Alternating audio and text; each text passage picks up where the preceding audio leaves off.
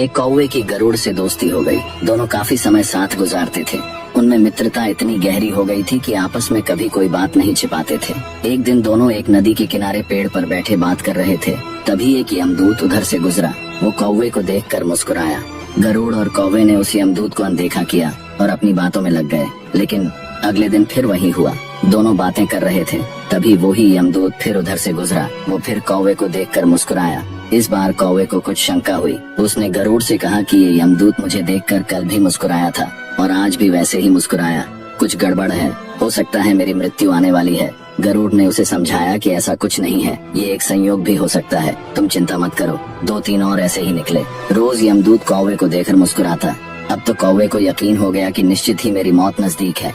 उसने गरुड़ से कहा, मित्र मैं मरना नहीं चाहता, लेकिन ये यमदूत जरूर 1-2 दिन में मेरे प्राण निकाल कर ले जाएगा। ये रोज ही मुझे देखकर मुस्कुराता है। गरुड़ को भी लगा कि हो सकता है कौवे का शक सही हो। उसने कौवे को धैर्य बंधाया।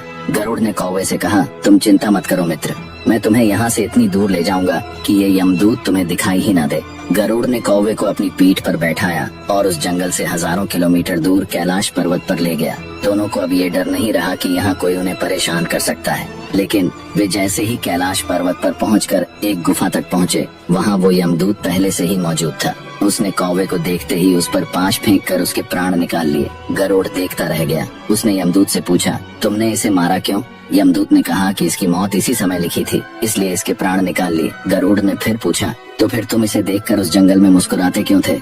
इसे मारना ही था तो वहीं मार देते। यमदूत ने जवाब दिया, इसकी मौत कैलाश पर्वत पर ही लिखी थी, लेकिन 4-5 दिन पहले इसे उस जंगल में देखकर मुझे ये आश्चर्य हो रहा था कि ये इतने कम समय में वहाँ पहुँचेगा कैसे, क्योंकि इसके पंख भी छोटे हैं और ये लंबी उड़ान भी नहीं भर सकता, तो हजारों योजन दूर कैलाश तक ये पहुँचेगा कैसा? यही सोचकर मैं रोज मुस्कुराकर गुजर जाया करता था। लेकिन भाग्य देखो, तुम इसके परम मित्र ही इसे यहाँ तक इतने कम समय में ले आए।